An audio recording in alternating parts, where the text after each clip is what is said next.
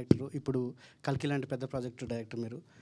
ఈ 10 ఇయర్స్ ఎంత ఎదిగినా మీరు సక్సెస్ఫుల్ డైరెక్టర్, ఒక స్టార్ డైరెక్టర్ అయినా కానీ ఇంకా మీరు ఆ సింప్లిసిటీ ఇంతకుముందు అడిగినట్టు ఆ సింప్లిసిటీ ఎట్లా కంటిన్యూ చేయగలుగుతున్నారు కదా అన్నారు. నేను అదే లేజినెస్ మీట్స్ కంఫర్ట్ అని చెప్పాను. బట్ నెక్స్ట్ టైం నుంచి ఐ థాట్ ఐ వేర్ ఏదో ఒక కళ్ళజోడు వేసుకొని వస్తాను అనుకుంటాను. ఒక షేడ్స్ వేసుకొని వస్తే కొంచెం. అలాగండి, ఫస్ట్ మూవీలో కృష్ణరాజు గారు యాక్ట్ చేశారు, ప్రభాస్ గారు.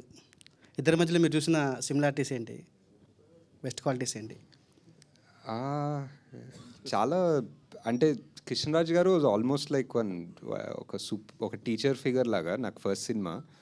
సో ఆయన కథ చెప్పాలని వెళ్ళినా, ఆయన కాస్ట్యూమ్ ట్రయల్స్ దగ్గరికి వెళ్ళినా, ఇది లిటరలీ ఇంకా నేను పెద్ద చెప్పేదేం లేదు, ఒకటేదో చెప్పి ఆయన ఎక్స్పీరియన్స్ నుంచి ఇలా ఉంటే బాగుంటుంది, అలా ఆ సినిమాలో అలా చేశాను, ఇలా చేస్తే బాగుంటుందని ఆయన లుక్ ఆయనే డిజైన్ చేసుకున్నారు. అండ్ సో సిమిలారిటీస్ అంటే ప్రభాస్ గారితో మోర్ ఫ్రెండ్లీ ఉండే. సో వేరే ఈక్వేషన్ ఆల్మోస్ట్ ఈయన ఒక ఫాదర్ ఫిగర్ జోన్లో ఉండే.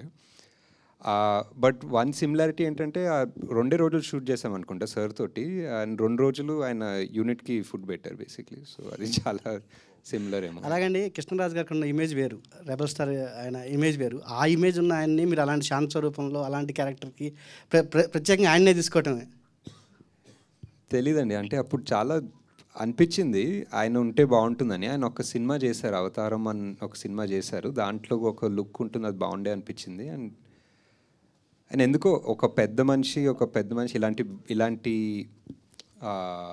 మాటలు చెప్పాలంటే ఎవరికో ఒక అర్హత ఉండాలి, ఎందుకో ఆయనకు ఉంది అనిపించింది ఆ టైంలో. సార్ 3650 రోజులు అయితే మా కళ్ళ ముందు మేము రాజమౌళి గారిని, సుకుమార్ గారిని, బోయపాటి సీన్ గారిని వీళ్ళందరినీ చూస్తున్నప్పుడు వీళ్ళు పెద్ద డైరెక్టర్స్ అనే ఒక స్టాంప్తోనే వచ్చారు, అలానే స్టార్ట్ అయ్యారు. కానీ మిమ్మల్ని చూసినప్పుడు ఎప్పుడు కూడా మాకు అలా అనిపించలేదు. బట్ మీరు ఇప్పుడు ఆ రేంజ్ ఆఫ్ డైరెక్టర్స్లోనే ఉన్నారు. నిజంగా ఎదగటం అంటే ఈ రేంజ్ ఎదగటం అనేది మిమ్మల్ని చూస్తే అర్థమవుతుంది సార్. మేమంటే మిమ్మల్ని చూసినప్పుడు అయితే మాత్రం పర్టికులర్గా మొన్ననే కదా జరిగింది ఎవడే సుబ్రహ్మణ్యం అనే ఫీలింగ్ మా అందరికీ ఉంది. అంటే మేము ఇక్కడ ప్రెస్ మీట్లకు వచ్చి చూసాం కాబట్టి. నెక్స్ట్ ప్రెస్ మీట్ కళ్ళజోడు డెఫినెట్ లేదు, ఇప్పుడు తీస్తే కనుక ఎవడే సుబ్రహ్మణ్యంకి ఏ రేంజ్ బడ్జెట్ ఉంటుంది సార్? నాకు తెలిసి ఇది వైజయంతి మూవీస్ కాదు, స్వప్న సినిమానే ఫస్ట్ నుంచి కూడా. తర్వాత మీరు వైజయంతికి వెళ్ళిపోయారు, అంటే ఇంక మీరు కెపాసిటీ, మీ క్యాపబిలిటీ తెలిసిపోయి దత్ గారు మిమ్మల్ని అక్కడికి తీసుకెళ్ళిపోయారు మహానటి అండ్ కల్కి దగ్గరికి. ఫస్ట్ అయితే ఇది చాలా లో బడ్జెట్లోనే చేసుకున్నారు కదా సార్. ఇప్పుడైతే ఆ బడ్జెట్ ఏ రేంజ్కి వెళ్తుంది? అంటే ఇప్పుడు ఆల్రెడీ ఇప్పుడున్న నానికి, ఇప్పుడున్న విజయ్కి అయితే ఆబ్వియస్లీ చాలా పెద్దగా అవుతుంది సినిమా.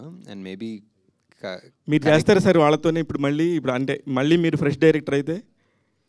అంటే వాళ్ళు చేయాలి నాతో, నేను ఫ్రెష్ డైరెక్టర్ అవుతాను. వాళ్ళు already 10 years worth of movies చేస్తుంటారు కదా. లైక్ విజయ్ ఒక 10 సినిమాలు చేశారు, నాని ఒక 20 సినిమాలు చేశారు. సో అంటే ఆ టైంలో కరెక్ట్గా సెట్ అయింది అంతే.